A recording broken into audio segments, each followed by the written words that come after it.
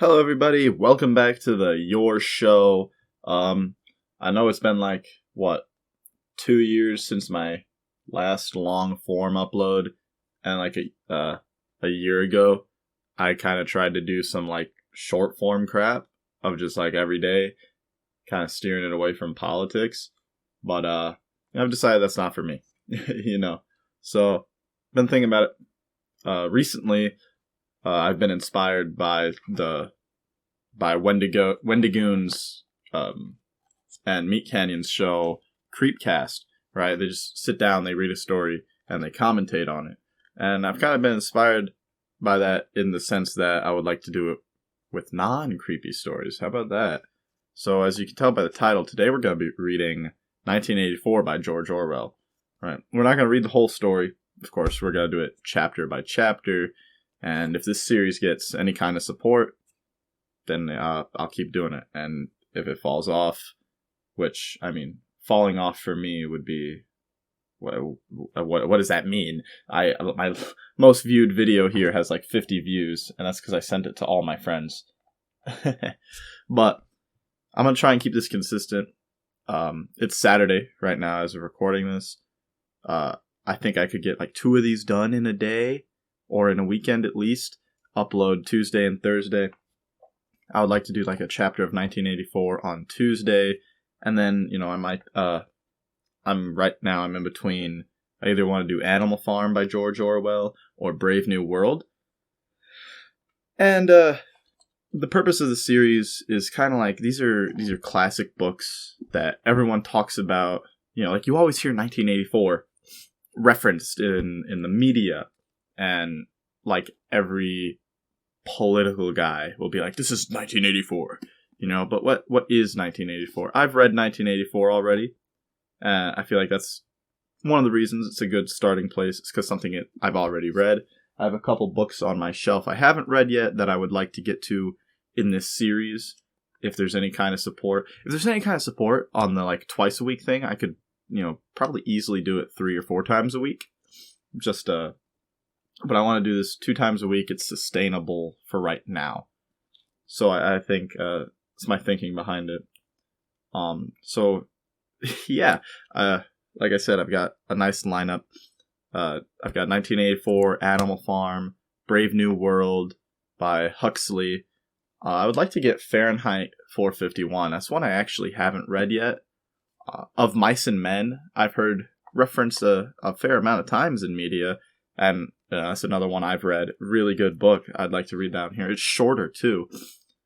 I have some Ayn Rand, which I don't hear Ayn Rand referenced too much, but I still think she is a prevalent author in, I believe, American literature. I don't know much about these authors. The reason I'm starting with George Orwell is because I guess out of all the authors, I know the most about him. I think he was an English guy, and he's actually a socialist.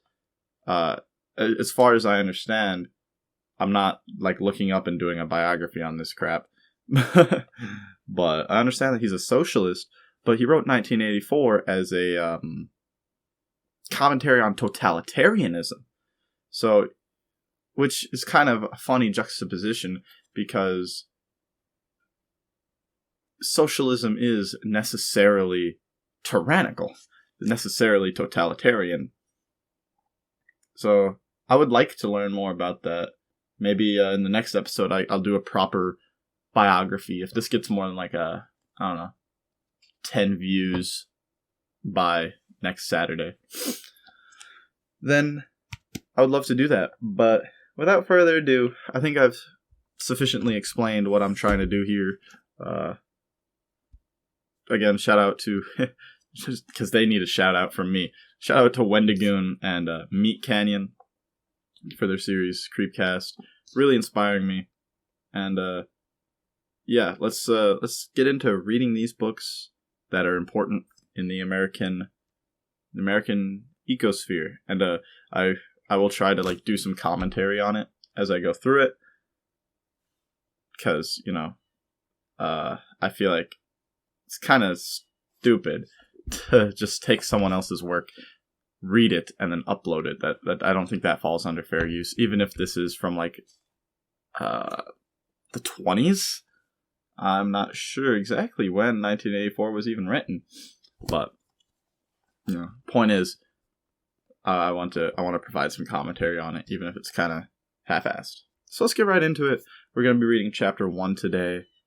We're going to go until I'm done with chapter 1, or until we hit 1 hour, whatever comes first.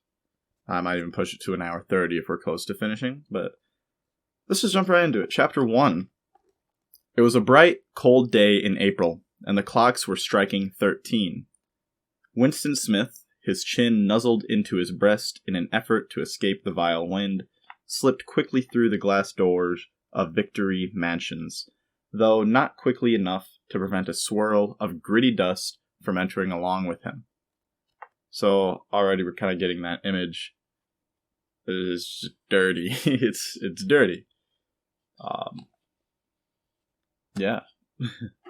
The hallway smelt of boiled cabbage and old rag mats. Again, we're kind of getting this image of dirty. We got the dust, the cabbage, and the rag mats. At one end of it, a colored poster, too large for indoor display, had been tacked to the wall. It depicted simply an enormous face, more than a meter wide. The face of a man of about 45, with a heavy black mustache and ruggedly handsome features. Winston made for the stairs. It was no use trying the lift. Even at the best of times, it was seldom working, and at present the electric current was cut off during daylight hours. It was part of the economy drive in preparation for Hate Week. The flat was 7 flights up, and Winston, who was 39 and had a varicose ulcer above his right ankle, went slowly, resting several times on the way. On each landing, opposite the lift shaft, the poster with the enormous face gazed from the wall. It was one of those pictures which are so contrived that the eyes follow you about when you move. Big Brother is watching you, the caption beneath it ran. So already, there's a really good imagery in here.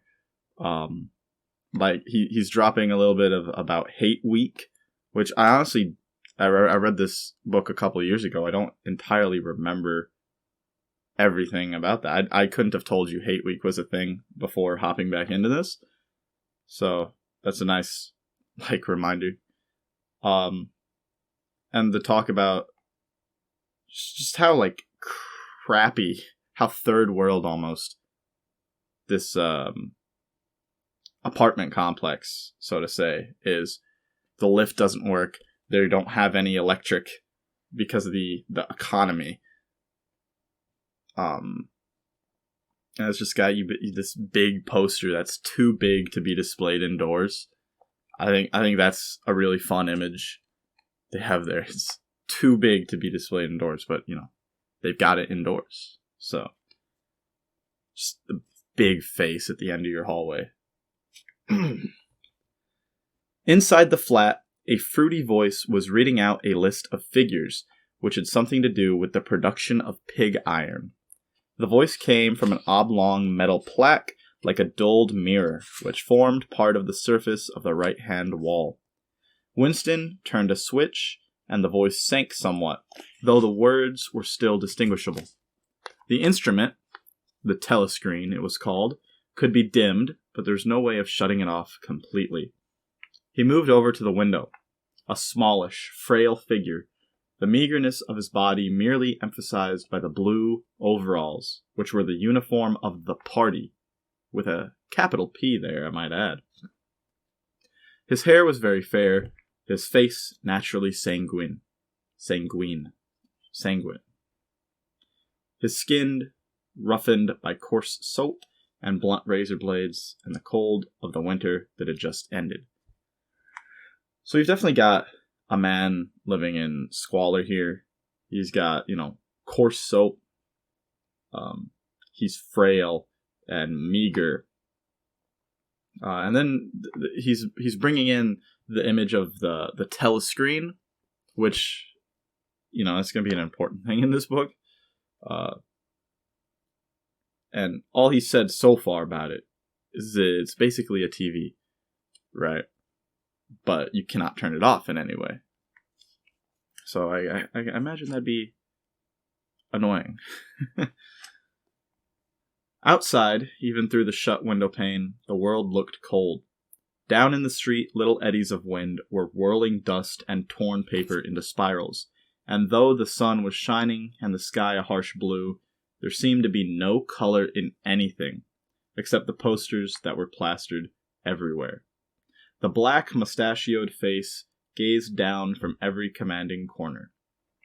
I wonder if, with the mustache, he's kind of trying to, call upon, a Hitler imagery. I'm barely certain this was written before Hitler, but, he in the modern era, he's known for his mustache, so I wonder if he had the same, connotation back then, the same kind of vibe about him. The black mustachioed face gazed down from every commanding corner. There was one on the house front immediately opposite. "Big Brother is watching you," the caption said, while the dark eyes looked deep into Winston's own. It's like nowadays, Big Brother is always a euphemism for a surveillance state. But I wonder, almost certainly, it's used by this government as oh, it's your big brother, he's watching after you, he wants what's best for you. It's kind of what I get when I read that, is that it's almost like sickening sweetness. It's a nanny state, is how you could say. Down at street level, another poster, torn at one corner, flapped fitfully in the wind, alternately covering and uncovering the single word INGSOC. INGSOC. In the far distance, a helicopter skimmed down between the roofs, hovered for an instant like a blue bottle, and darted away again with a curving flight. It was the police patrol, snooping into people's windows. The patrols did not matter, however. Only the thought police mattered. Fascinating. So he's dropping a lot of hints here. He's building things, and I think that's really cool. He's mentioning INGSOC. He's mentioning the thought police, and something I'm finding very interesting about novels of this era, particularly just 1984 and Brave New World, which I think I should read along with this. I think it'd be cool to see what parallels can be drawn, because they're different types of totalitarianism, but they both have helicopters being much more prevalent than they are today. They're both, because in Brave New World, everyone drives a helicopter. They're like the cars of that world. And here, the police patrols are helicopters that are so accurate you can peer into people's windows with them. It's just kind of funny. Getting to see what people envisioned for the future. Behind Winston's back, the voice from the telescreen was still babbling away about pig iron and the overfulfillment of the 9th 3-year plan. The telescreen received and transmitted simultaneously. Okay, so here we go. We're starting to get into more details of the telescreen. I mentioned previously that they're only saying that it's like a TV, but now he's saying it's transmitting as well. What's it transmitting? Let's get into it. Any sound that Winston made above the level of a very low whisper would be picked up by it. Moreover, so long as he remained within the field of vision which the metal plaque commanded, he could be seen as well as heard. So now, talking about a nanny state, we're seeing more of this. He has a surveillance system in his home. It hasn't mentioned who it's transmitting to yet. It hasn't mentioned why is it doing it? We can guess. We can take a guess. It has something to do with the thought police. And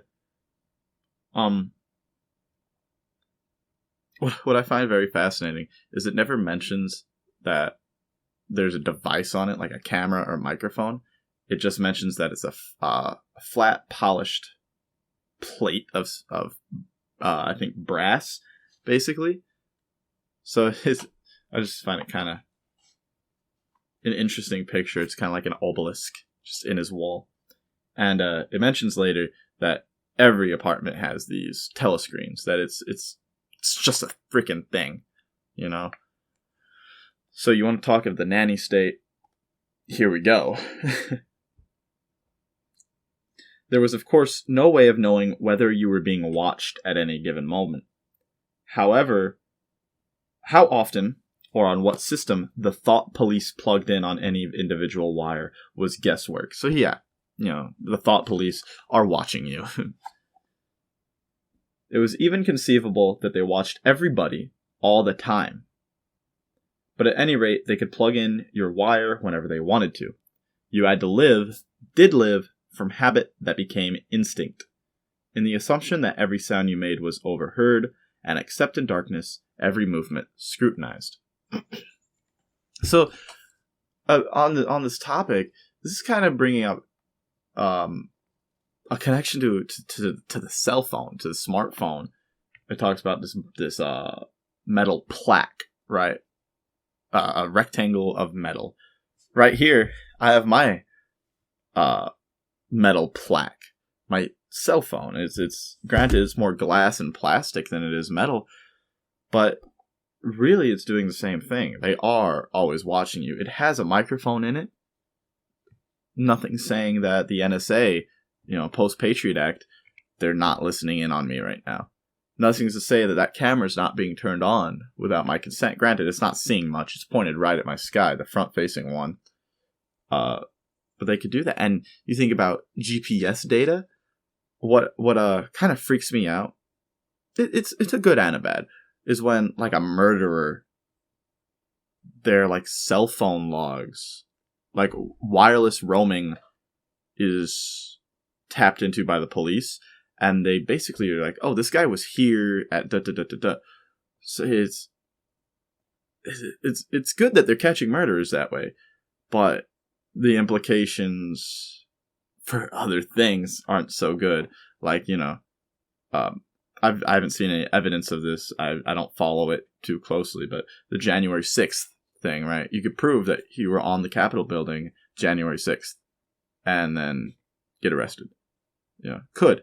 I'm not saying that's what's happening, because I don't know. But it's conceivable, is the point.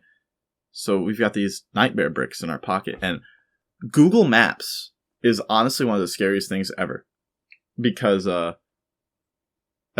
use it.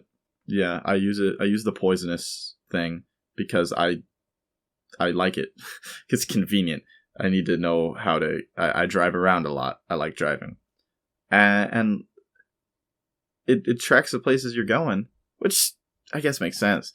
And then, like, I'm looking at my Google. I'm on my phone, and I'll get notifications from Google Maps. It's like, hey, leave a review for this place that you went. And another thing that it does is, like, when you look up a place, it's like, you are here, June 23rd, 2014. I'm like, what? Why are you holding it for that long? Why are you holding that information? It's just, I know it's so they can sell my data and crap and whatever. Go ahead, sell it. I'm not doing anything with it, but it's just, it's creepy, in a sense. It's weird that we've just let this into our lives, in my opinion. But anyway, let's keep reading. So he's saying, you have to live like your every movement is being scrutinized. Winston kept his back turned to the telescreen. Smart man. It was safer, though, as he well knew, even a back can be revealing. A kilometer away, the Ministry of Truth, his place of work, towered vast and white above the grimy landscape. This, he thought, was a sort of vague distaste. This was London, chief city of Airstrip 1, itself the third most populous of the provinces of Oceania. Oh, okay. So you know how I was mentioning that like it's really dirty earlier? Well, we're in London, so it's just London. He tried to squeeze out some childhood memory that should tell him whether London had always been quite like this. Were there always these vistas of rotting 19th century houses, their sides shored up with balks of timber, their windows patched with cardboard, and their roofs with corrugated iron, their crazy garden walls sagging in all directions? And the bombed sites where the plastered dust swirled in the air, and the willow herb straggled over the heaps of rubble. And the places where the bombs had cleared a larger patch, and there had sprung up sordid colonies of wooden dwellings like chicken houses. But it was no use. He could not remember. Nothing remained of his childhood except a series of bright-lit tableaux occurring against no background and mostly unintelligible. So this guy can't remember his childhood, basically. And London is basically like Israel right now. London is Palestine. London is the Ukraine. You know, still going about your everyday life. You're just a little poorer and bombed. That's something that Tim Pool talks about every now and then. He loves talking about Civil War. He always talk about the worst part is you still have to go to your job every day. You know, where there will be conflict during a civil war, but if you're not in the immediate fighting area, if you're in like Wyoming, you're still doing your everyday thing. He talks about, I don't know where he was, Iraq or something, to get footage of the war, I believe is what he was saying in one part, and then he went, I don't know, 50 miles away or something. Hey, there's a shopping mall and just people walking around doing shopping and stuff, and it's kind of like they didn't care. That's kind of a horrific part of war, is just indifference, I guess, in a way. And it's a really cool image of sordid colonies of wooden dwellings, cropping up from these large patches of just craters from missiles and bombs. The Ministry of Truth, Mini-True in Newspeak, and there's a footnote on Newspeak. Newspeak was the official language of Oceania. For an account of its structure and etymology, see Appendix. Was startlingly different from any other object in sight. So the Ministry of Truth is startlingly different. It was an enormous pyramidal structure of glittering white concrete, soaring up terrace after terrace, 300 meters into the air. From where Winston stood, it was just possible to read, picked out on its white face in elegant lettering, the three slogans of the party. War is peace, freedom is slavery, ignorance is strength. So it's the Democrat Party. No, it's a neat, this image of a beautifully manicured pyramidal structure in just squalor. Representative of a government that doesn't care about its people and would much rather build up itself. The Ministry of Truth contained, it was said, 3,000 rooms above ground level, and corresponding ramifications below. Scattered about London, there were just 3 other buildings of similar appearance and size. So completely did they dwarf the surrounding architecture that from the roof of Victory Mansions you could see all 4 of them simultaneously. They were the homes of the 4 ministries between which the entire apparatus of government was divided. Completely did they dwarf the surrounding. Oh, 3 other buildings. Yeah, okay. So there's like 3 other government buildings, is what it's saying, of similar size. So, and you could see them all from Victory Mansion. So there were the homes of the 4 ministries, between which the entire apparatus of government was divided. The Ministry of Truth, which concerned itself with news, entertainment, education, and the fine arts, the Ministry of Peace, which concerned itself with war, the Ministry of Plenty, which was responsible for economic affairs. Their names in Newspeak: Mini True, Mini Pax, Mini Love, and Mini Plenty. The Ministry of Love was the really frightening one. What is it, like the Department of War? There were no windows in it at all. Ooh. Winston had never been inside the Ministry of Love, not within half a kilometer of it.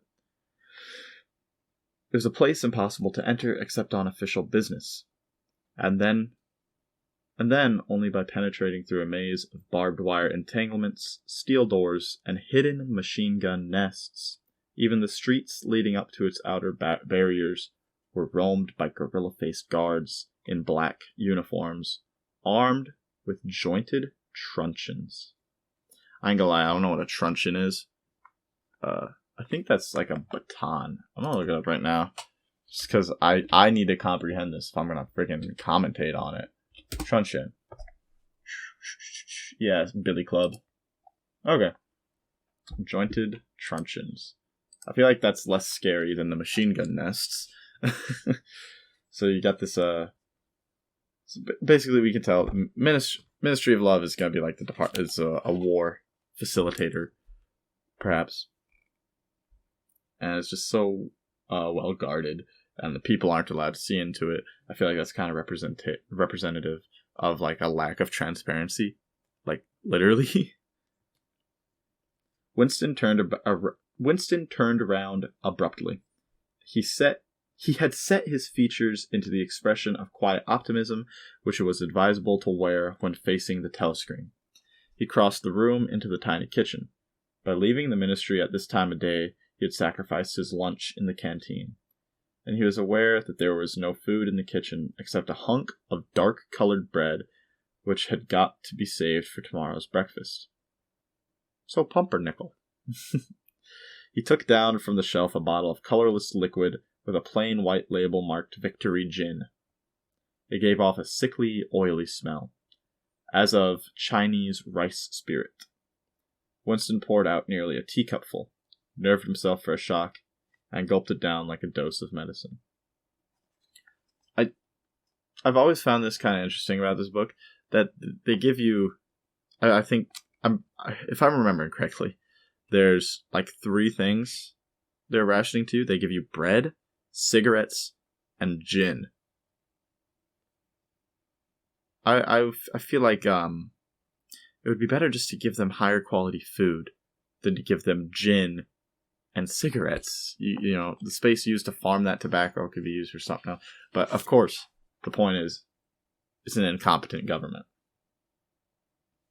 Instantly, his face turned scarlet, and the water ran out of his eyes. The stuff was like nitric acid, and moreover, in swallowing it, one had the sensation of being hit on the back of the head with a rubber club.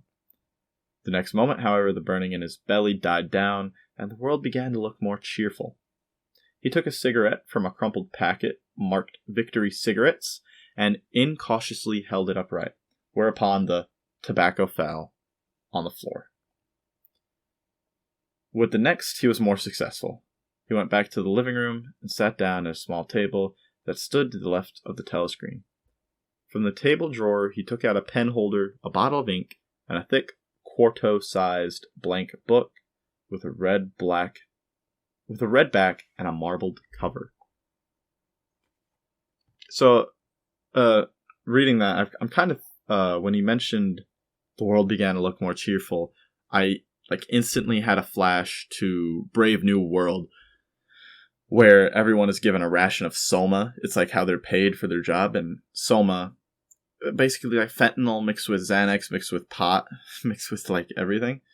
I guess ecstasy would be the better comparison, and I bet me listing off those just age restricted this video or something. But so it's kind of like, this government knows it sucks so bad, but it's giving you alcohol and nicotine to sort of placate you and pacify you.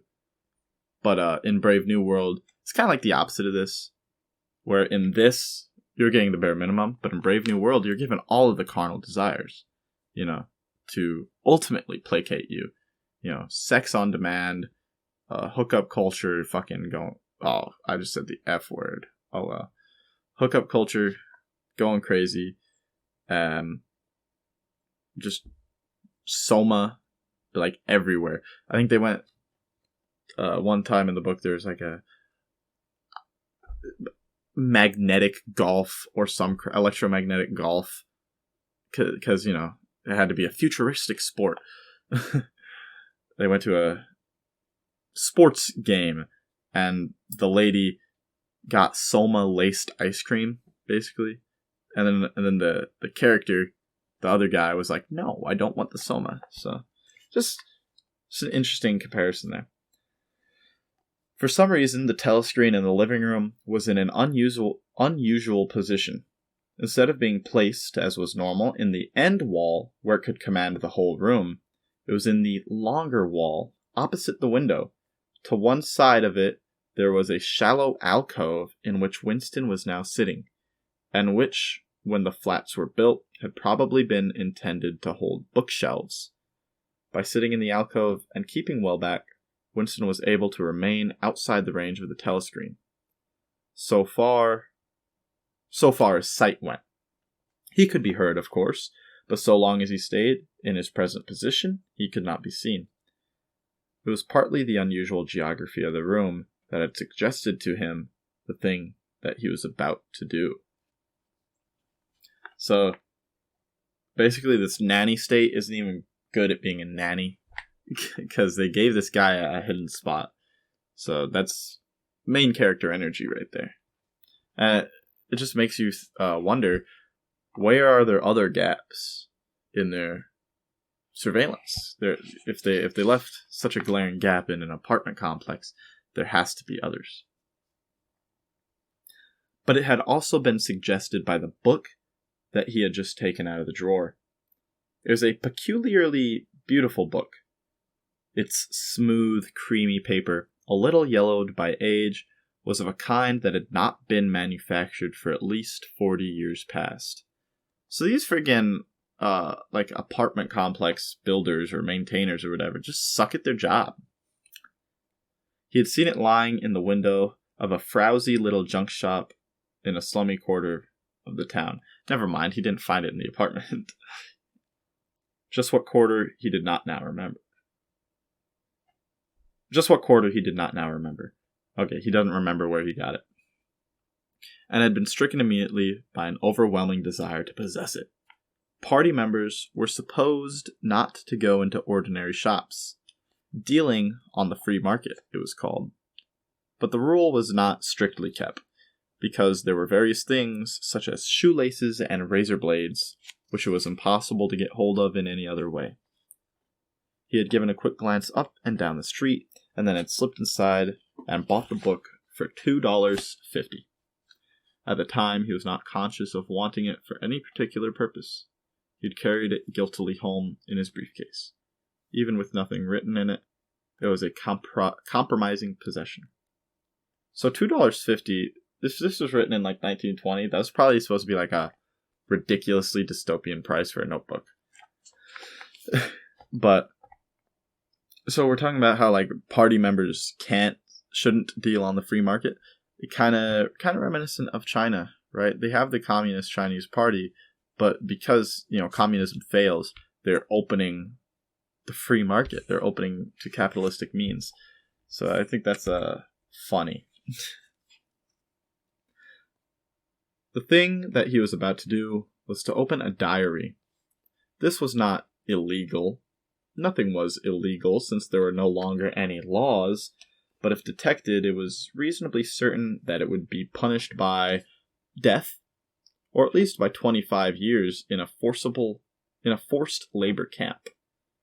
Winston fitted a nib into the pen holder and sucked it to get the grease off.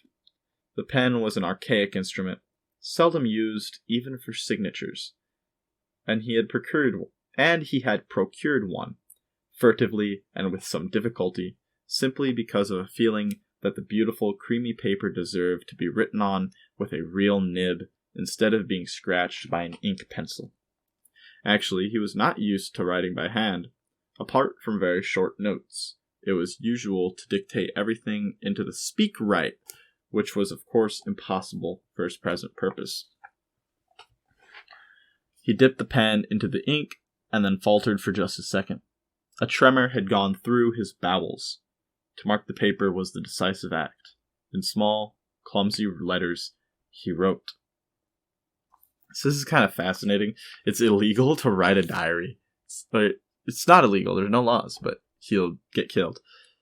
That's really fascinating. Because it's a lapse in surveillance. They can't surveil what you're writing on physical paper with a physical pen. He mentions the speak right, which we can assume is like you talk into it and it like transcribes it. So I kind of think of that as like people writing notes on their telephone, right? Which if you're writing notes to remember something, it's better for your brain to do it by hand because the motion of your hand, you remember doing that motion, and it cements it a little better. Like if you're in class, you're studying something, it's better to take notes by hand than to type them up in any way.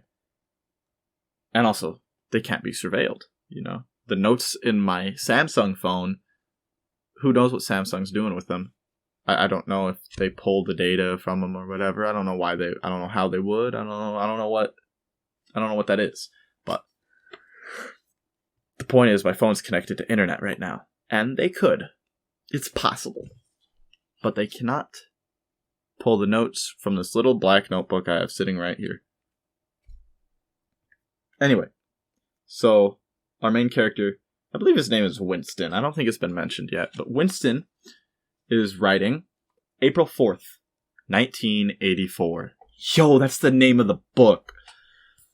He sat back, a sense of complete help. Oh, he only wrote April 4th, 1984. I thought what was under it would be like the diary entry. He sat back. A sense of complete helplessness has descended upon him. To begin with, he did not know with any certainty that this was 1984. It must be around about that date, since he was fairly sure that his age was 39, and he believed that he had been born in 1944 or 1945. But it was never possible nowadays to pin down any date within a year or two. So that's kind of made me think of like the meme of the old guy pulling the calendar down and then it says like April 1984 or whatever. So it's kind of like I kind of just had the image that like every year is 1984 to him because he doesn't know any different. He doesn't have a reason to know any different, apparently.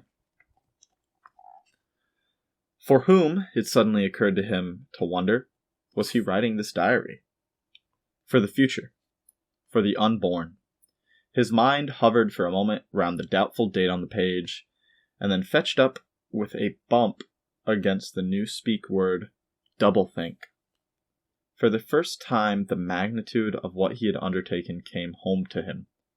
How could you communicate with the future? It was of its nature impossible. Either the future would resemble the present, in which case it would not listen to him, or it would be different from it, and his predicament would be meaningless. That's actually kind of an interesting thing to ponder on. If the future is as it is, they won't listen to him. Because, the future, a totalitarian nanny state. But if it had changed, then it doesn't matter. Basically, he's saying, I don't matter. Why am I trying? But obviously, like George Orwell being an example, he wrote this book, and it matters. Beowulf was written, and it matters. That would be a fun one to read on here. It's kind of short too. I might do like a poem Wednesday or something. I think that could be cool. Tuesday and Thursday, chapters of the books. Wednesday, like a poem. I think that could, or like Monday, a poem. Just short, no more than like half an hour. I think that's an idea. Anyway, for some time he sat gazing stupidly at the paper. The telescreen had changed over to strident military music.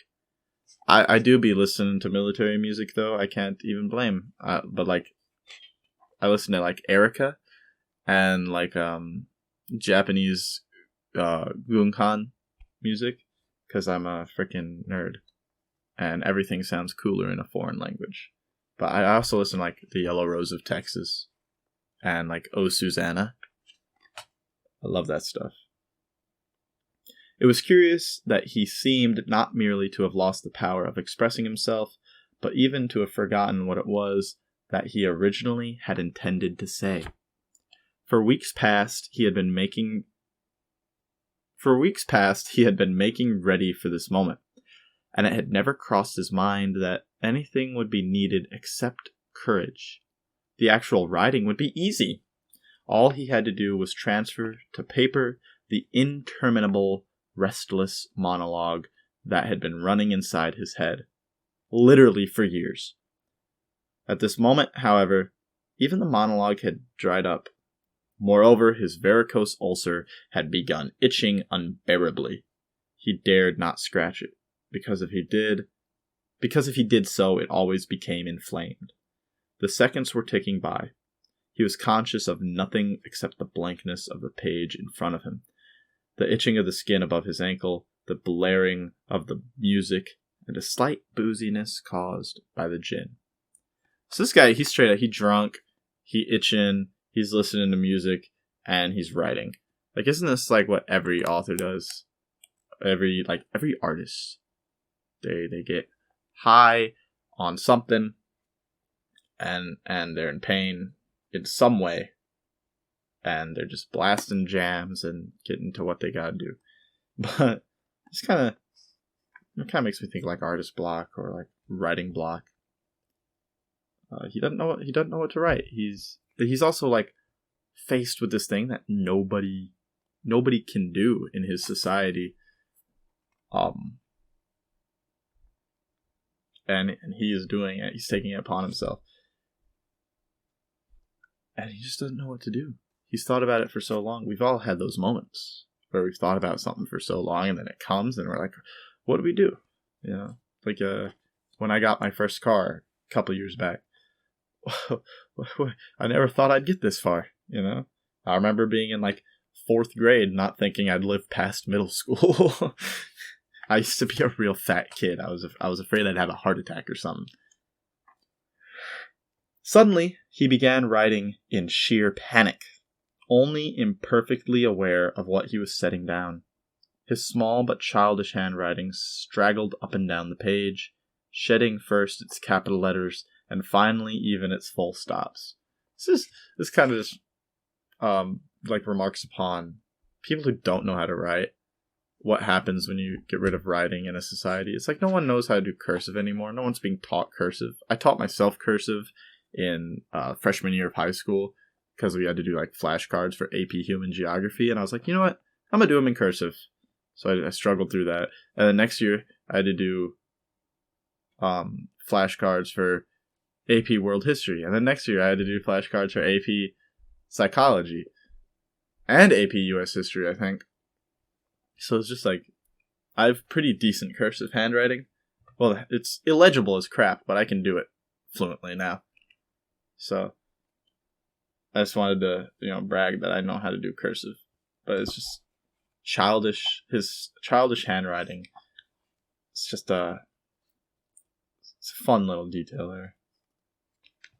April 4th, 1984. Last night to the flicks. All war films. One very good one of a ship full of refugees being bombed somewhere in the Mediterranean. What the heck, man? Like, is it a documentary? Is it just a video of ships of refugees being bombed? He's just like, oh, it's pretty good. This guy would get along on iFunny, dude. Audience much amused by shots of a great huge fat man trying to swim away with a helicopter after him. So this is being that this is from 1920. The great huge fat man is probably just me right now, even after having lost like 40 pounds. Being 220 and 6'1", he would probably look at me and be, "You are the great huge fat man I wrote about." First, you saw him wallowing along in the water like a porpoise. Then you saw him through the helicopter's gun sights. Then he was full of holes, and the sea round him turned pink, and he sank as suddenly as though the holes had let in the water. It's interesting here because the helicopter's gun sights, there's no apostrophe S on helicopters. Why would he know to put an apostrophe there? He never writes by hand. Audience shouting with laughter when he sank. This is him talking about his capitals are going. Audience was not capitalized at the beginning of that sentence. Then is not capitalized here. And it's a new sentence. Then you saw a lifeboat full of children with a helicopter hovering over it.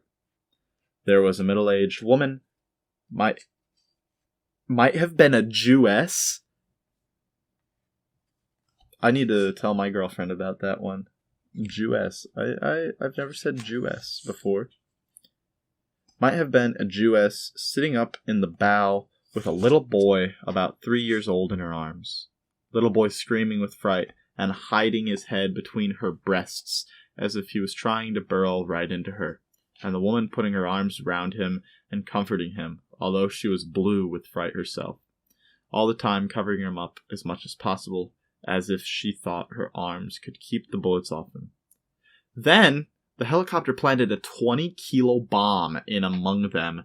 Terrific flash, and the boat went all to matchwood. Then there was a wonderful shot of a child's arm going up, right up into the air. A helicopter with a camera in its nose must have followed up, and there was a lot of applause from the party seats. But a woman down in the prole part of the house suddenly started kicking up a fuss and shouting. They didn't oughter have showed it. And shouting they didn't oughter have showed it. Not in front of kids. They didn't. It ain't right. Not in front of kids. It ain't until the police turned her out. I don't suppose anything happened to her. Nobody cares what the proles say. Typical prole reaction. They never. That's the end of what he wrote. So, the prole's the only one with any sort of morals. They shouldn't have showed it to kids. That's the only complaint. I'm interested if this movie, this flick, is of an actual destruction of a refugee ship, or if it's staged, like a movie, whatever. I imagine it's not staged. But, I hate refugees as much as anyone else. I hate the illegals coming to this country, taking our resources. But I don't think we should blow them up. Maybe the Venezuelan street gangs taking over Aurora in Colorado, maybe we should blow them up. But the majority of them, just send them home. Blow up the ones that are like raping and murdering our daughters, but just send everyone else home. You don't gotta blow them up. Rough them up a little bit. They broke the law, but don't blow them up.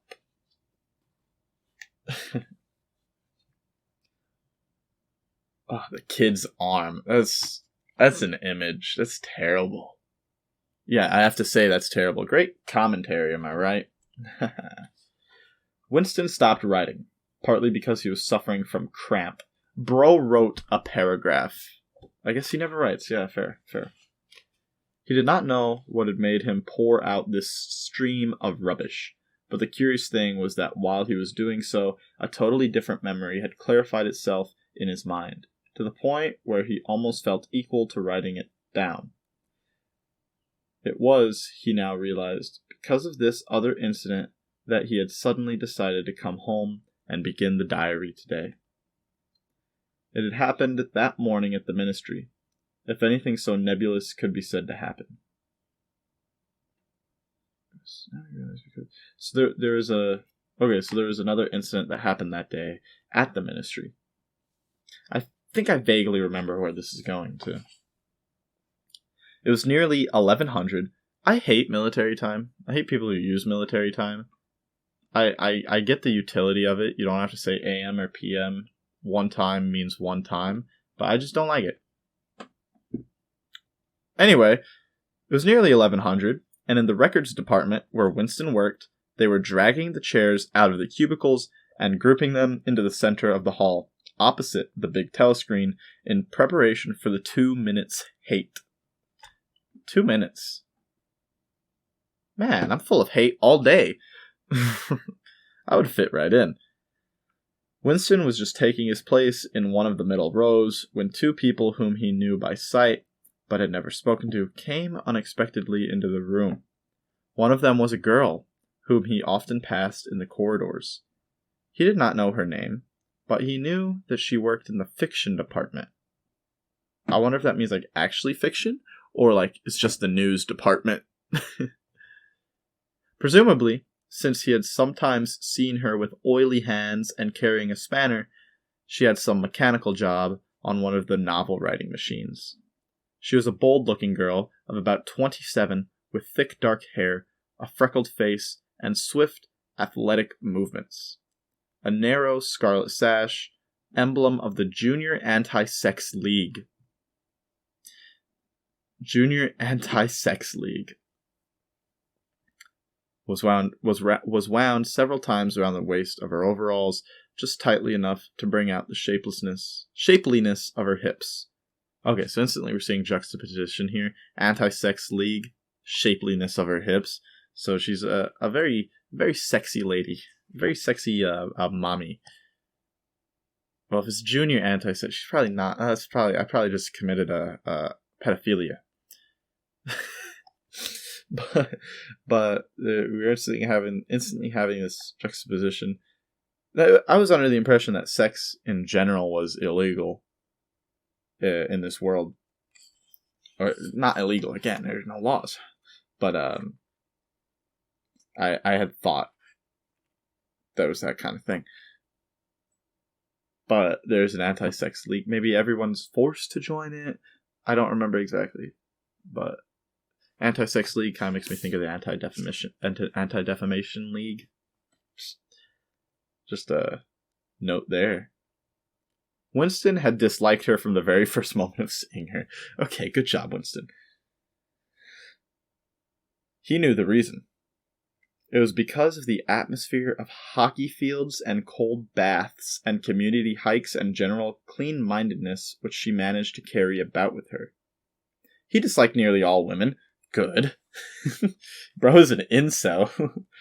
and above all, the young ones, who were the most bigoted adherents to the party. The swallowers of slogans and amateur spies and nosers out of unorthodoxy. So, I'm beginning to get the vibe that he doesn't like the party. Once, where were we? No, we were up here. The amateur spies and nosers out of unorthodoxy. But this particular girl gave him the impression of being more dangerous than most. Once, when they passed in the corridor, she had given him a quick sidelong glance which seemed to pierce right into him, and for a moment had filled him with black terror. The idea had even crossed his mind that she might be an agent of the thought police. That, it was true, was very unlikely. Still, he continued to feel a peculiar uneasiness, which had fear mixed up in it as well as hostility, whenever she was anywhere near him. The other person was a man named O'Brien. I want to say O'Brien because there's an E. It's not O'Brien. O'Brien, a member of the inner party and holder of some post so important and remote that Winston had only a dim idea of its nature. A momentary hush passed over the group of people round the chairs as they saw the black overalls of an inner party member approaching. So inner party, he's an important guy, O'Brien. I say it makes it sound like a Russian name. O'Brien. A momentary hush passed over the group of people around the chairs as they saw the black overalls of an inner party member approaching. O'Brien was a large, burly man with a thick neck and a coarse, humorous, brutal face. In spite of his formidable appearance, he had a certain charm of manner. He had a trick of resettling his spectacles on his nose, which was curiously disarming. In some indefinable way, curiously civilized. I'm kind of getting the image of Teddy Roosevelt from this guy. Big and burly, but like charming, bespectacled. So I'm keep in mind I'm imagining Teddy Roosevelt in black overalls here.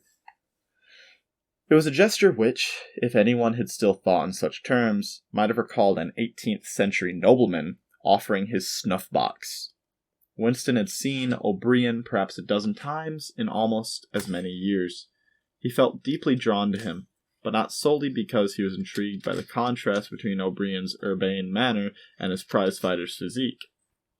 There is definitely contrast there. Much more, it was because of a secretly held belief, or perhaps not even a belief, merely a hope, that O'Brien's political orthodoxy was not perfect. Like Teddy Roosevelt. Something in his face suggested it irresistibly. And again, perhaps, it was not even unorthodoxy that was written in his face, but simply intelligence. But at any rate, he had the appearance of being a person that you could talk to, if somehow you could cheat the telescreen and get him alone. Winston had never made the smallest effort to verify this guess. Indeed, there was no way of doing so. At this moment, O'Brien glanced at his wristwatch, saw that it was nearly 1100, and evidently decided to stay in the records department until the 2 minutes hate was over. I just got a Discord notification, and I guess it's like Halloween themed. It scared the dickens out of me. I have my headphones on right now. I don't know why I do. I'm taking the headphones off. They're not adding anything. Sorry to derail like that. But, so, we got, this member of the inner party who's believed to be unorthodox. It kind of makes me think of a Brave New World. I'm going to draw a lot of comparisons to Brave New World. They're similar. They're both dystopian from about the same era. Both written by, I believe they're both written by English guys. I'm pretty sure George Orwell is British, English. Not that there's a difference. Oh, the back says he was born in India. In 1903. Imperial Police in Burma. He might not even be... He died in London.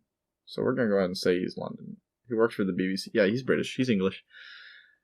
India was controlled by the English, I believe, in 1903.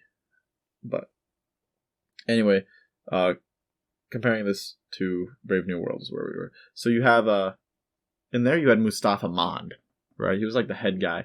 And he didn't agree with the orthodoxy, but he enforced it, right? Kind of like O'Brien. He's an inner circle guy, but maybe he's not inner circle in his head. But in Brave New World, there's a lot more freedom. Like, no one really cared when the guy wanted to move out of society, and they have the like pen of savages, which are just like normal people, pretty much. In 1984, that would never happen. There's no freedom here. But let's just see where it goes. Let's see what's up with O'Brien. And of course, cheating the telescreen. There are no telescreens in Brave New World. It's not really a nanny state. People were alone all the time and they talked. Which, perhaps not good for that government. Winston had never made the smallest effort to guess. Indeed, there was no way of doing so. At this moment, O'Brien glanced at his wristwatch, saw that it was nearly 1100, and evidently decided to stay in the records department until the 2 minutes hate was over. He took a chair in the same row as Winston, a couple of places away. A small, sandy-haired woman who worked in the next cubicle to Winston was between them. The girl with dark hair was sitting immediately behind. Is the girl with dark hair the one with the sash? We'll find out. I don't feel like going back and reading. The next moment, a hideous grinding speech as of some monstrous machine running without oil. I wonder if he meant screech. Whatever. As of some monstrous machine running without oil burst from the big telescreen at the end of the room. It was a noise that sets one's teeth on edge and bristled the hair at the back of one's neck. The hate had started. Yeah, that's a very hateful noise. Just screeching. As usual, the face of Emanuel Goldstein, I'm not going to say it, I'm not going to say it. Goldstein. The enemy of the people. Okay, that makes sense. I agree. Had flashed onto the screen. On one hand, Emmanuel is the name of Jesus. But on the other hand, Goldstein. That's a juxtaposition there. There were hisses here and there among the audience. This harkens back to like when people used to hiss at the TV screen when there were bad guys on there, so to say. There were hisses here and there among the audience. The little sandy-haired woman gave a squeak of mingled fear and disgust. Goldstein? I'll say Goldstein. Goldstein was the renegade and backslider who once, long ago, how long ago nobody quite remembered, had been one of the leading figures of the party, almost on a level with Big Brother himself, and then had engaged in counter-revolutionary activities, had been condemned to death, and had mysteriously escaped and disappeared. The program of the 2 Minutes Hate varied from day to day, but there was none in which Goldstein was not the principal figure. He was the primal traitor, the earliest defiler of the party's purity. I love that alliteration, party's purity. All subsequent crimes against the party, all treacheries, acts of sabotage, heresies, deviations, sprang directly out of his teaching. Somewhere or other, he was still alive and hashing his conspiracies. Perhaps somewhere beyond the sea, under the protection of his foreign paymasters. Perhaps even, so it was occasionally rumored, in some hiding place in Oceania itself. So obviously Goldstein's the good guy, which sucks. It sucks a Stein is a good guy. But we got Goldstein here, introducing him, his teachings, so to say. He's the bad guy. He's the enemy of the people. Anti-revolutionary. Did you say anti-revolutionary or counter-revolutionary? Whatever. He's the bad guy, which means he's our good guy. And I think it's interesting they mentioned foreign paymasters. Does that mean the other nations of this world, is there still freedom in them? Do some of them still have freedom? Is this like a Soviet Russia versus Nazi Germany versus the USA and England type deal? Or are they all totalitarian states? One would question. But I know it does mention the other nations, so eventually. So let's keep reading. Winston's diaphragm was constricted. He could never see the face of Goldstein, without a painful mixture of emotions. Oh, this next sentence is going to confirm all of my doubts. It was a lean, Jewish face, with a great fuzzy aureole? Aureole? A-U-R-E-O-L-O-L-E.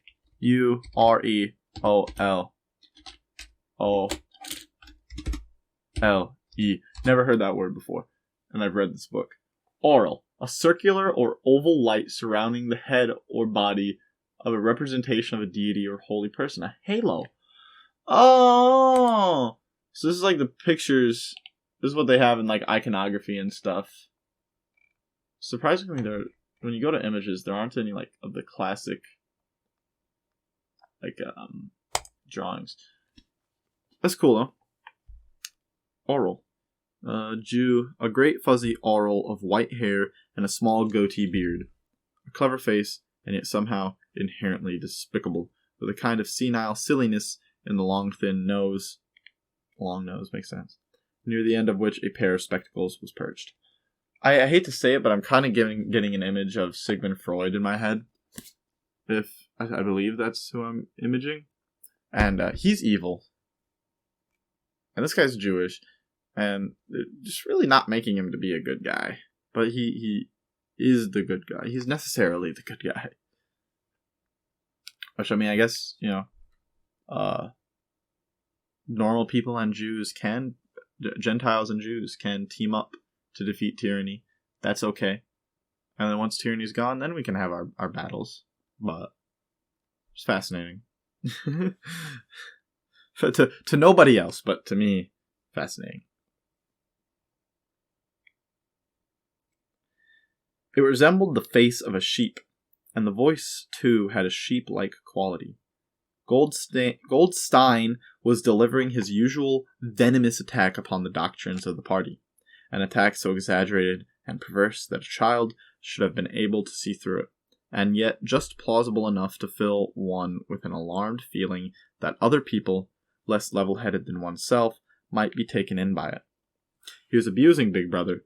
He was denouncing the dictatorship of the party. He was demanding the immediate conclusion of peace with Eurasia. He was advocating freedom of speech, freedom of the press, freedom of assembly, freedom of thought. He was crying hysterically that the revolution had been betrayed, and all this in rapid, polysyllabic speech, which was a sort of parody of the habitual style of the orators of the party, and even contained newspeak words. More newspeak words, indeed, than any party member would normally use in real life. And all the while, lest one should be in any doubt as to the reality which Goldstein's specious claptrap covered, behind his head on the telescreen there marched the endless columns of the Eurasian army, row after row of sod-looking men with expressionless Asiatic faces, who swam up to the surface of the screen and vanished, to be replaced by others exactly similar. The dull, rhythmic tramp of the soldiers' boots formed the background to Goldstein's bleeding voice.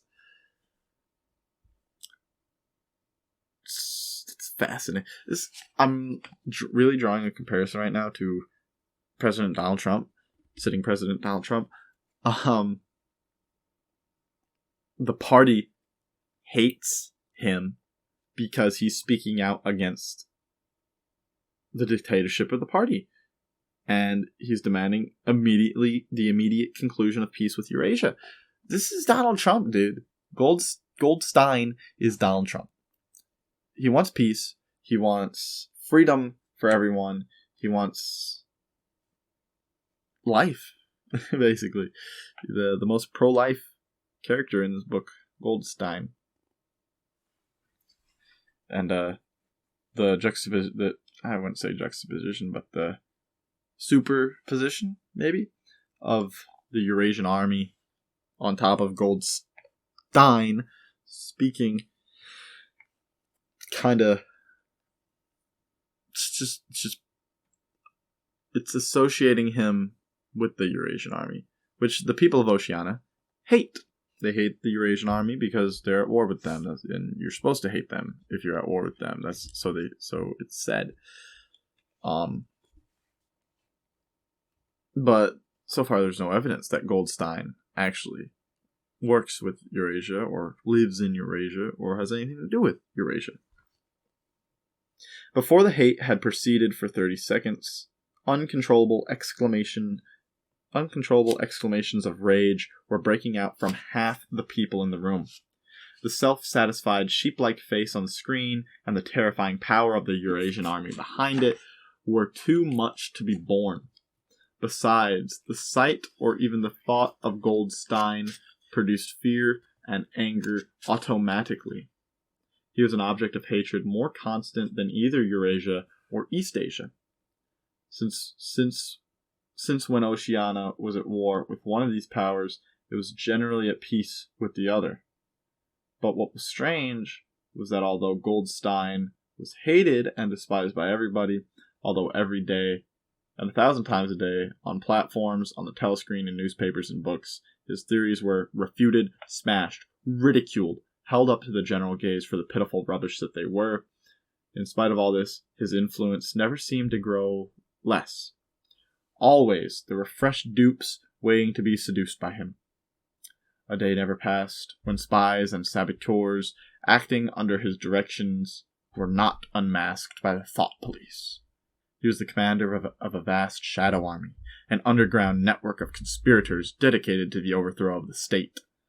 The Brotherhood, its name was supposed to be. There were also whispered stories of a terrible book, a compendium of all the heresies of which Goldstein was the author, and which circulated clandestinely here and there. It was a book without a title. People referred to it, if at all, simply as the book. But one knew of such things only through vague rumors. Neither the Brotherhood nor the book was a subject that any ordinary party member would mention if there was a way of avoiding it. So he's a revolutionary, and it's, again, putting in those little clues, is dropping those little hints. It's that world building slowly without overtly saying everything. It's saying, it mentioned that Eurasia and Eastasia, when they're at war with one, they're typically at peace with the other. And that harkens to later on, they start talking about the Forever Wars and how they never really know if they're at war with Eurasia or Eastasia. And if they go to war with Eastasia, then the public is told we've always been at war with Eastasia. And then they go to war with Eurasia, and we've always been at war with Eurasia. They're the big enemy. And it's just so fascinating, the comparisons of it to the Democrat Party. And then talking about his theories being refuted, smashed, ridiculed, held up to the general gaze for the pitiful rubbish that they are. It's like when the Democrats try and fact-check Donald Trump, and they just hold it up for the public to see how pitiful it is, even if they're lying. When they lie. The effing Mexicans quote. They're lying about it, and they're trying to ridicule him, and it's not working. But it's just, there's parallels, is what I'm saying. And the book, the compendium, I sure hope Winston gets his hands on one. In its second minute, the hate rose to a frenzy. Books. Let's talk about books for a second. He mentioned when the apartment was originally built, the alcove was made for bookshelves. But there are no bookshelves because there are no books, because that's a traditional, unsurveillable form of media. And 1984 doesn't want tradition. They don't want unsurveillable media. I wanted to mention that earlier, but I completely forgot to. In its second minute, the hate rose to a frenzy. Now remember, this is just 2 minutes hate. People were leaping up and down in their places and shouting at the tops of their voices in an effort to drown the maddening, bleeding voice that came from the screen. I'm having the image of that one, I believe it was a transgender. It looked like a transgender, throwing the tomato juice on Charlie Kirk's, I want to say, Charlie Kirk's stand at one of the colleges. Just a completely irrational anger. Ridiculous. People were leaping up and down their places, shouting at the top of their voices in an effort to drown the maddening, bleating voice that came from the school. Bleating. I want to take note that when it says bleating voice, it means bleating, like how a sheep bleats. It's not bleeding like a wound. The maddening, bleating voice that came from the screen. The little sandy-haired woman had turned bright pink, and her mouth was opening and shutting like that of a landed fish. Even O'Brien's heavy face was flushed. He was sitting very straight in his chair, his powerful chest swelling and quivering, as though he were standing up to the assault of a wave. The dark-haired girl behind Winston had begun crying out, "Swine, swine, swine." And suddenly she picked up a heavy Newspeak dictionary and flung it at the screen.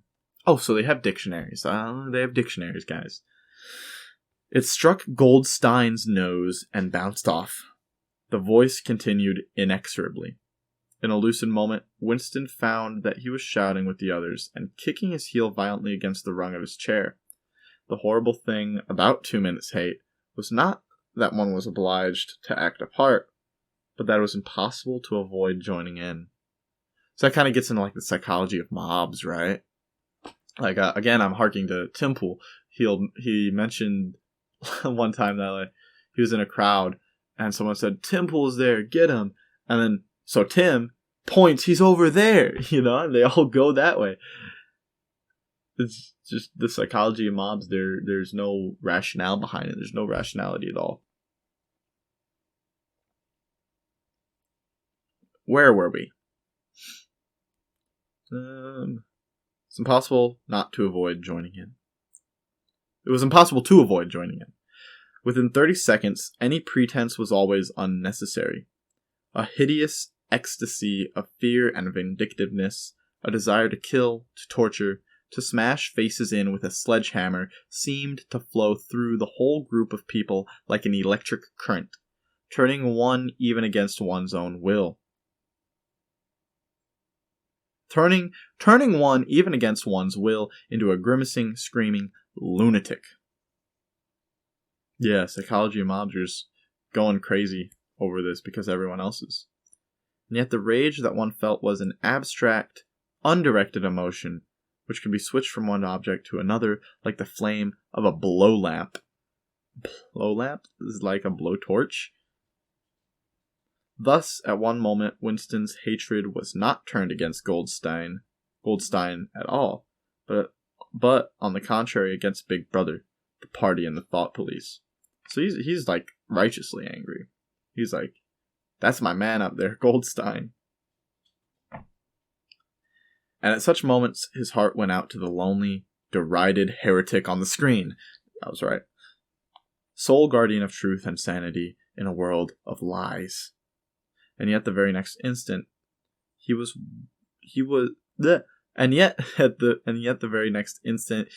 at one with the people about him. And all that was said of Goldstein seemed to be true. Dang.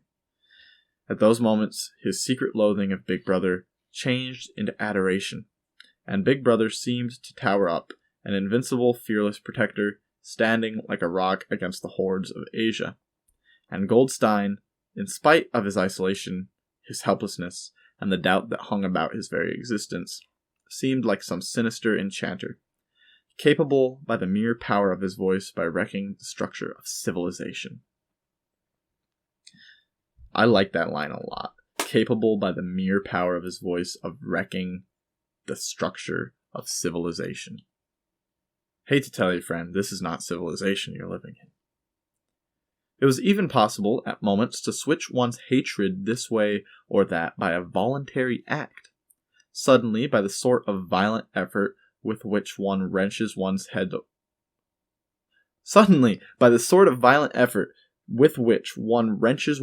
away from the pillow in a nightmare, Winston succeeded in transferring his hatred from the face on the screen to the dark-haired girl behind him. Vivid, beautiful hallucinations flashed through his mind. He would flog her to death with a rubber truncheon. He would tie her naked to a stake and shoot her full of arrows like Saint Sebastian. He would ravish her and cut her throat at the moment of climax. Better than before, moreover, he realized why it was that he hated her. He hated her because she was young and pretty and sexless. Because he wanted to go to bed with her and would never do so. Because round her sweet, supple waist, which seemed to ask you to encircle it with your arm, there was only the odious scarlet sash, aggressive symbol of chastity. I approve of chastity as a concept, as a good Christian thing, waiting until marriage, or like when priests are celibate in reverence with the Lord.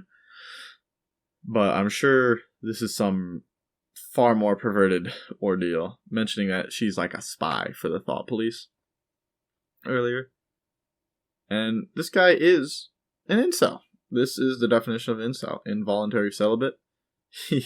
And he's angry at the woman for it. Like, are there other... Go sleep with a prole. Go get a prole prostitute. I'm sure they exist. But this is just more world building, right? The hate rose to its climax. The voice of Goldstein had become an actual sheep's bleat, and for an instant the face changed into that of a sheep. I wonder if it means that literally, or if like there's so much hate that like it forces your perception to change. Then the sheep face melted into the figure of a Eurasian soldier who seemed to be advancing, huge and terrible, his submachine gun roaring and seeming to spray out of the surface of the screen, so that some of the people in the front row actually flinched backwards in their seats. But in the same moment, drawing a deep sigh of relief from everybody, the hostile figure melted into the face of Big Brother, black-haired, black-mustachioed, full of power and mysterious calm, and so vast that it almost filled up the screen. Nobody heard what Big Brother was saying. It was merely a few words of encouragement, sort of words that are uttered in the din of battle, not distinguishable individually, but restoring confidence by the fact of being spoken. Then the face of Big Brother faded away again, and instead the 3 slogans of the party stood out in bold capitals. War is peace, freedom is slavery, ignorance is strength. So what I'm kind of thinking of right now is like I have a folder on my phone called Inspire Me, and I have rage bait in there. I have a lot of rage bait. Like, for example, I have an old Donald Trump ad. I think it might have been 2020, where he's like, how to steal an election, forge a virus, do this, and it's like, that's what they did. And so it's like, you have this to get you fired up, and then, you think about the face of Donald Trump and the hope that he encourages. He's kind of like the Big Brother. I don't like to compare.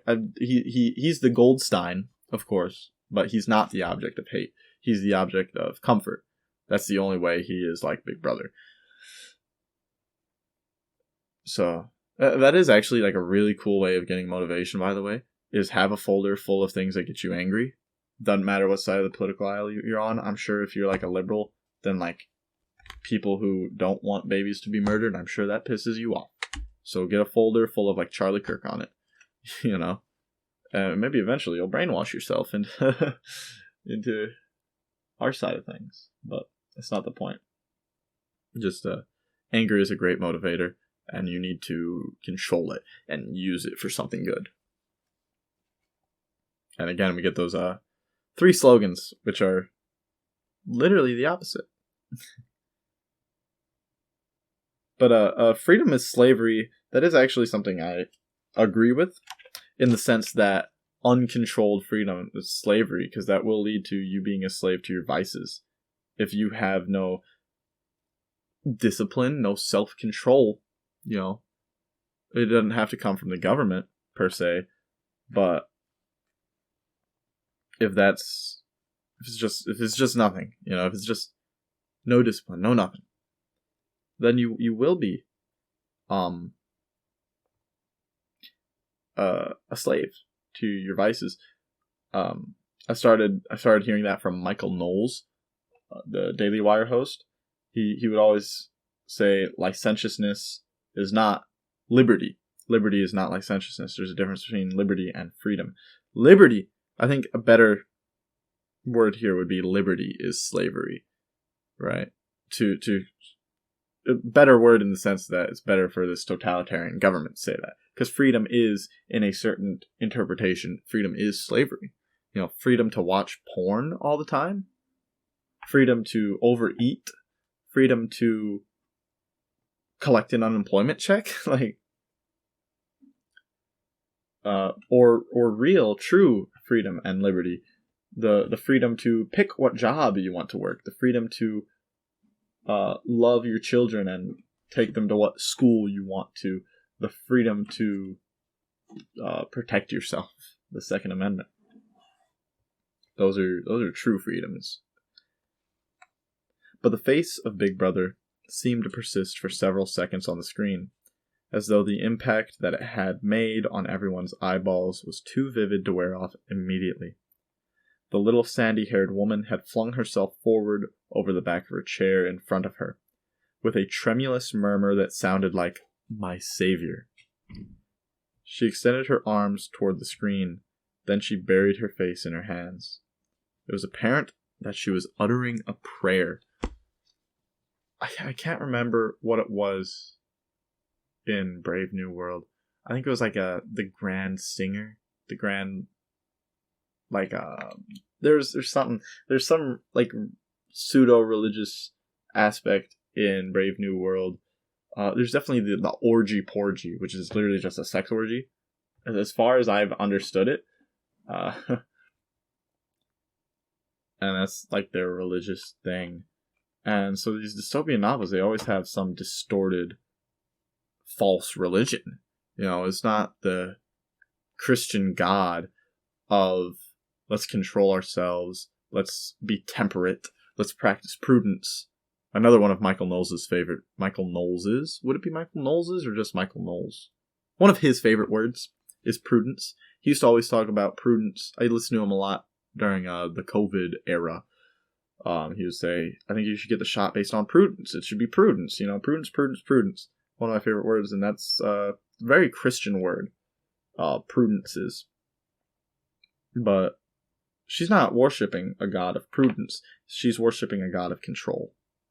And in Brave New World, they're not worshipping a god of prudence. They're worshipping a god of do what you want. At this moment, the entire group of people broke into a deep, slow, rhythmic chant of BB. BB. BB. That is B-B, the letter B. So, of course, probably Big Brother. Over and over. Again, very slowly with a long pause between the first B and the second. A heavy, murmurous sound. Somehow, curiously savage. In the background of which one seemed to hear the stamp of naked feet and the throbbing of tom-toms. That's a fun image. the dance of the stamp of naked feet and the throbbing of tom-toms. It really is like a sort of Native American or Native African. I say Native African as if Africa's not a huge continent, bigger than North America, but you get the image, like this sort of native, animalistic sort of ritual. That's kind of how it vibes, and BB. I was kind of thinking more like at a sports festival. BB. No, it's like slow, murmurous, curiously savage. It's like a deliberate, like almost like a Gregorian chant. I kind of get the vibe. I think fascinating. For perhaps as much as 30 seconds, they kept it up. It was a refrain that was often heard in moments of overwhelming emotion. Partly, it was a sort of hymn to the wisdom and majesty of Big Brother, but still more, it was an act of self-hypnosis, a deliberate drowning of consciousness by means of rhythmic noise. Winston's entrails seemed to grow cold. In the 2 minutes' hate, he could not help sharing in the general delirium. But this subhuman chanting of B-B, B-B, always filled him with horror. Of course, he chanted with the rest. It was impossible to do otherwise. To dissemble your feelings, to control your face, to do what everyone else was doing, was an instinctive reaction. But there was a space of a couple of seconds during which the expression in his eyes might conceivably have betrayed him. And it was exactly at this moment that the significant thing happened. If, indeed, it did happen. So I'm kind of getting the image here of like there's a lack. I notice I say that a lot after reading a paragraph. I'll say, so I'm kind of getting the, so like sort of the, but I am kind of like getting the image here of, there's a lack of moral courage, And we get this in a lot of conservative America, just people not willing to stand up for what they believe. People not willing to fight for what's good. It's a tale as old as time. Momentarily, he caught O'Brien's eye. O'Brien had stood up. He had taken off his spectacles and was in the act of resettling them on his nose with his characteristic gesture. But there was a fraction of a second when their eyes met. And for as long as it took to happen, Winston knew. Yes, he knew that O'Brien was thinking the same thing as himself. An unmistakable message had passed. It was as though their two minds had opened, and the thoughts were flowing from one into the other through their eyes. "I am with you," O'Brien seemed to be saying to him. "I know precisely what you are feeling. I know all about your contempt, your hatred, your disgust. But don't worry. I am on your side." That sounds like that's such a Teddy Roosevelt thing to say. This is Teddy Roosevelt. I'm going to stop saying O'Brien. I'm going to say Teddy Roosevelt. And then the flash of intelligence was gone, and Teddy's face was as inscrutable as everyone else's. I won't actually call him Teddy Roosevelt every time. I will go back to saying O'Brien. Because I imagine if you're tuning in for Chapter 2, and I'm just calling him Teddy Roosevelt, you're going to be like, what the heck, man? So that's cool. There's they have that telepathic psychological link. Kind of makes me think, I say it again, it makes me think of human instinct. How good and spot on human intuition and instinct can be. In, I think it's Creepcast's most recent episode, the one about the dog, Wendigoon goes on and he talks about how people can tell when something's wrong with their dog just because they look weird. He talked about how his dog shifted funny, and he was like, "Oh, my dog doesn't do that. He had a thorn in his foot." People can have intuition about things, and maybe a dog having a thorn in its foot is different from a thought. But when you walk into a room, you can very quickly sort of suss out who is good to talk to, who would be your friend, who this, that, and another thing, right? It's like gaydar. Some people have really good gaydar. You can just tell who's gay. You can see it in their eyes. Maybe it's their body language, their body posture. But if you're a really social person, you can tell things about people, right? That's why Kamala Harris is losing. Because people can tell. People can tell if she's not good. Not a lot of people can tell. Because this is apparently a skill not many people have. Being able to read people like that. It's kind of like some people have an internal monologue and some people don't have an internal monologue. And what that is when you are thinking, are you actually thinking? Do you hear your voice in your head? Can you picture words? There's this scale of when you picture an apple, what do you picture? And there's the really detailed apple all the way on the left, and then there's nothing on the right, and in the middle you have a grayscale apple, a cartoonish apple, low detail apple, so on and so forth. It's what do you see when you close your eyes and you think apple? Or do you just hear the word? Or is there nothing in there? Some people don't have an internal monologue, and I would believe that that's associated with intelligence. But I don't know. Where were we? So we caught Teddy Roosevelt's eye, and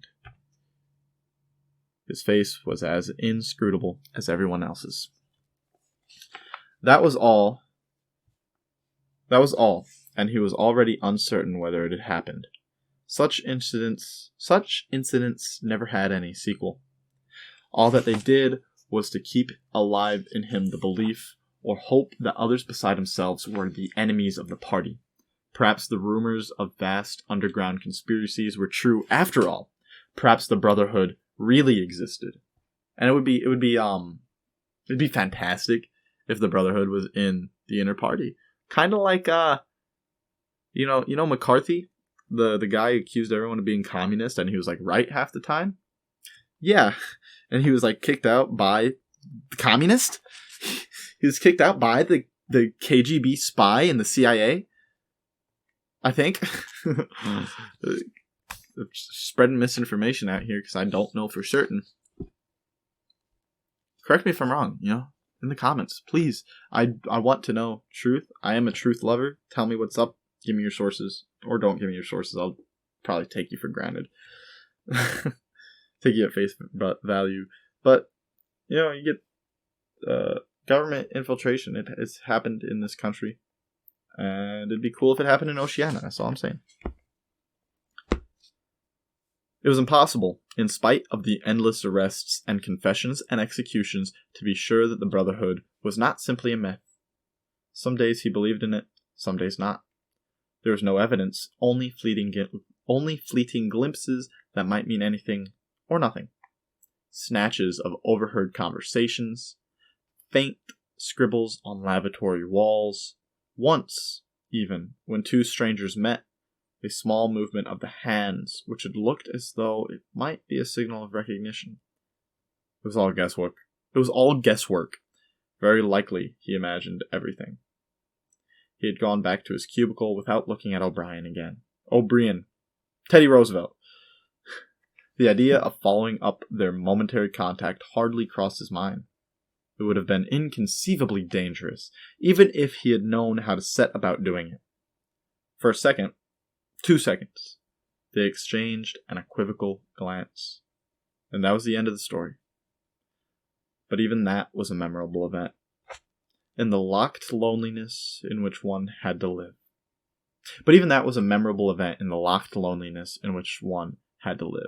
I don't know why there's a comma there. I wouldn't read it with a comma. But, so we get this idea of a sort of disconnected brotherhood. They can't ever have a public announcement. They can't ever show themselves. It makes me wonder, how is the brotherhood operating? How are they peddling influence if they're so underground that no one knows about them? How are they getting new recruits? Can they only recruit people who they think have a faltering opinion of the party, or are they do they just drop the hints? Do they make people falter in the party, falter in their faith of the party? It's wondersome. It's something to wonder about, how they actually recruit. Winston roused himself and sat up straighter. He let out a belch. The gin was rising from his stomach. Okay, so I think we're back into present time. He's looking at his diary. His eyes refocused on the page. He discovered that while he sat helplessly musing, he had also been writing, as though by automatic action, and it was no longer the same cramped, awkward handwriting as before. His pen had slid voluptuously over the smooth paper, printing in large, neat capitals, "Down with Big Brother. Down with Big Brother. Down with Big Brother. Down with Big Brother. Down with Big Brother." That's cool. Writing automatically while you're thinking of something else. Kind of reminds me of, I'd be driving and stuff, and 10 minutes later, I'll be like, how did I get here? What happened? When that happened? I was driving this whole time? Oh gosh. How did I not crash? And I say that as someone who has been in a crash before. Oh yeah, that's also part of the reason I haven't uploaded in a year. I was in a car crash in January. It hurt real bad. Anyway, Down with Big Brother over and over again, filling half a page. He could not help feeling a twinge of panic. It was absurd, since the writing of those particular words was not more dangerous than the initial act of opening the diary. I'm getting another freaking phone call from this number. I don't know what it is, man. Turn it off, flip the phone over. I got reading to do. So it's no more dangerous than the initial act of opening the diary. But for a moment, he was tempted to tear out the spoiled pages and abandon the enterprise altogether. I wouldn't tear out the pages, because how would you dispose of them in this surveillance state? I imagine there is an agency looking through your garbage. I mean, there are people today looking through your garbage. If you throw away a gun, someone's going to find it. If you throw away your social security number, someone's going to find it. That's why we have shredders. It's just... But I suppose he is in a panic. He's like, I have to tear it out. I'll get rid of it so I don't get caught. But then that's going to lead to you getting caught. He did not do so, however, because he knew that it was useless. Yeah, it was useless. Whether he wrote Down with Big Brother, or whether he refrained from writing it, made no difference. Whether he went on with the diary, or whether he did not go on with it, made no difference. The thought police would get him just the same. He had committed, would still have committed, even if he had never set pen to paper, the essential crime that contained all others in itself. Thought crime, they called it. Thought crime was not a thing that could be concealed forever. You might dodge successfully for a while, even for years, but sooner or later they were bound to get you. Thought crime. I saw this interesting thing. I saw it on iFunny, so take it with a grain of salt. But I think it was in like London or something. This guy praying silently outside of an abortion clinic, praying to himself, was arrested. That's a thought crime. Something he's doing in his head, not possibly hurting anyone else. I wish it would hurt someone else. Granted, I wish anyone that would go to get an abortion, I wish they were hurt in some way. I wish pain upon them. Emotional pain, or whatever. To turn them to the side of righteousness, to turn them to the side of good. I don't wish them death, but I would wish they would turn their life over to our cause. Because I feel like that's almost more credible. No, it is more credible. Yeah, I've had abortions, and I'm like, I murdered them babies. That was murder. I did it wrong. Like, do that. But just the idea of thought crimes, being able to be persecuted for something you're thinking, that makes me think of the Randy Weaver trial. I just read a 400-page book on the Ruby Ridge incident. It was like mostly exposition, like setting up the lives of Randy and Vicky Weaver, but when we got into the case, it is just so disturbing that this was back in 93, 92, in the 90s. Let's say it's in the 90s. The prosecutor, was it David Hunt? No, I think David Hunt was one of the marshals on the case. Anyway, the prosecutor in the case was trying to tie in his ultra right-wing beliefs to prove that he had premeditated this. And it's like, dude, I can hate black people without shooting at a government helicopter. I can hate black people without, it's like, he was racist. Yeah, he was a white separatist. That doesn't prove anything.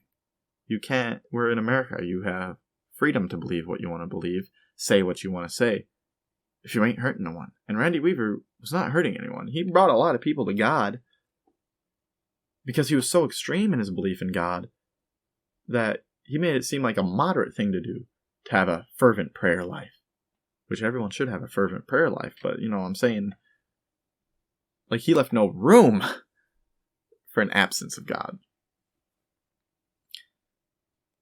Thought crimes. And it's like the idea of intent. How do you prove intent in a crime? How do you prove that someone intended to kill someone? Just find it fascinating. Utterly fascinating. It was always at night. The arrests invariably happened at night. The sudden jerk out of sleep, the rough hand shaking your shoulder, the lights glaring in your eyes, the ring of hard faces round the bed. In the vast majority of cases, there was no trial, no report of the arrest. People simply disappeared, always during the night. Your name was removed from the registers. Every record of everything you had ever done was wiped out. Your one-time existence was denied and then forgotten. You were abolished, annihilated. Vaporized was the usual word. For a moment, he was seized by a kind of hysteria. He began writing in a hurried, untidy scrawl. They'll shoot me, I don't care. They'll shoot me in the back of the neck, I don't care. Down with Big Brother. They always shoot you in the back of the neck, I don't care. Down with Big Brother. He sat back in his chair, slightly ashamed of himself, and laid down the pen. The next moment, he started violently. There was a knocking at the door. Ooh, they're going to shoot him in the back of the neck, aren't they? That would be a great place to leave this chapter, but there's still a paragraph left. Before I get there, I want to go over this. Taking you in the night and just vaporizing you. No record of your existence. That I'm drawing up a comparison to another Creepcast episode. It was called My Wife is Taking the Roleplay a Little Too Far. How at the end of that story, from the wife's perspective, the husband didn't exist anymore. I know probably no one gets this reference that I'm making, because I don't imagine there's too much overlap. There probably is a fair overlap between like Wendigoon's community and the conservative community, but I don't imagine like you move over to the Papa Meat, you move over to like the creepy stuff. I don't imagine there's too much overlap, especially my small channel. Very small, like insignificant. But it makes me think about that, how he completely vanished. Like, was it a thought? Was the person just in my imagination? And you don't have any proof they ever existed. It's a horrifying thing that's feasible. It's possible that could happen to any of us, especially as technology evolves. It's a spooky thought. Let's say it's spooky. Because death is one thing, right? So people are scared to die. You know, I'm scared to die. I don't want to die. And that comes from a lack of faith, really. I'm a very like science guy. I want proof. I don't have proof God exists. I don't have physical, tangible proof. I have evidence. I have evidence that God exists. And I think it's rational to believe in God over not believing in God. But I don't have that proof. That's what faith is. I have to have faith. You can't have proof. And, you know, you pray, Jesus, God, help me believe. I want to believe. Help me with my unbelief.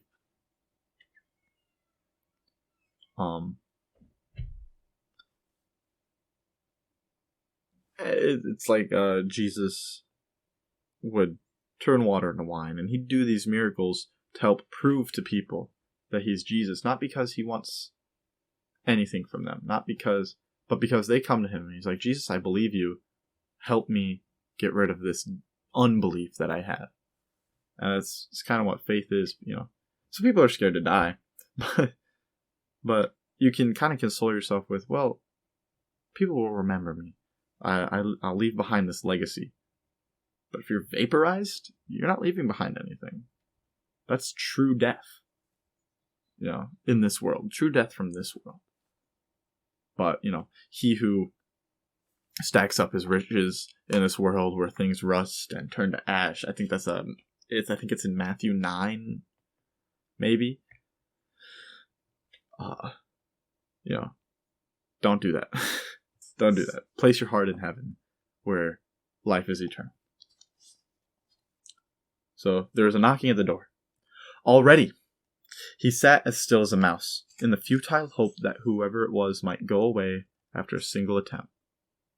But no, the knocking was repeated. The worst thing of all would be to delay.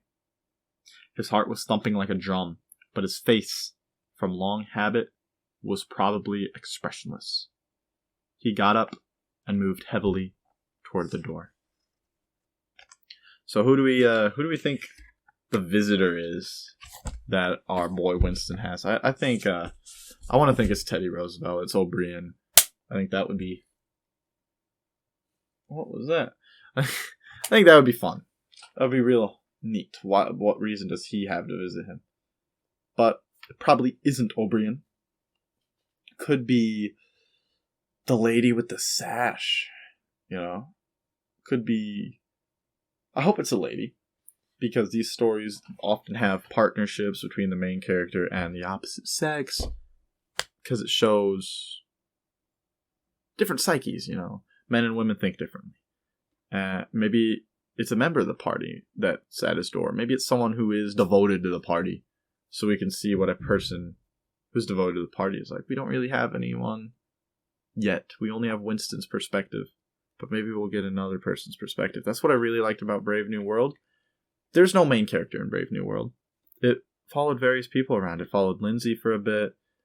It followed John towards the end. It followed, I want to say Benjamin, like towards the middle. I believe 1984 sticks with Winston's like point of view, but I don't know, just even like talking to someone else would be fascinating to get another perspective. So can't wait to see where that goes. It's been a while since I've read this book. You know, a second read is well overdue. I think I read it in like middle school. I must have read it in middle school because that's when I was with that one girl. I don't even remember. And I would read it to her at night. So that's chapter 1 of 1984. A lot to chew on in there. A lot of hints and clues. I'm looking forward to some of the explanations. I'm looking forward to elaboration. I'm sure a lot of you guys are too. You that have watched this. Like I said, my goal is 10 views. You know what? I think 20 views. 20 views by Saturday. And I'll keep it going. This one will go up on Tuesday. And Thursday, I'll do the first chapter of Brave New World. And we'll kind of do like that for a little bit. And then I think if I break 500 views, then I'll start doing like a little more. Or just if I get comments saying, hey, we're enjoying this. Hey, I like this. I want your all's opinion on the story. On the story. Give me your opinion on the story, but on this series. If you have book suggestions, put them in the comments. Obviously, a book is a lot longer than a Creepcast story, so it's like we're probably gonna stick with this for a couple months. We're doing weekly uploads, 1 chapter a week. But that's not bad. It's not a bad thing. But it'll take some time to get through them. But if there's a book you really want read, if you really think it's a piece of American literature, like The Great Gatsby, I haven't read that one yet. I think it would be important to read. I think that's an important one. If you have any like classic poems or like short stories that I could do in maybe like 30 minutes, less than an hour. This is 2 hours, an hour over what I wanted, but I don't mind. I think doing 1 chapter is more important than doing 1 hour, because nobody wants to stop in the middle of a chapter. I do that when I'm reading all the time, just because I read slow, and I'll be reading like 5 minutes from the bell, and then, I just gotta drop it.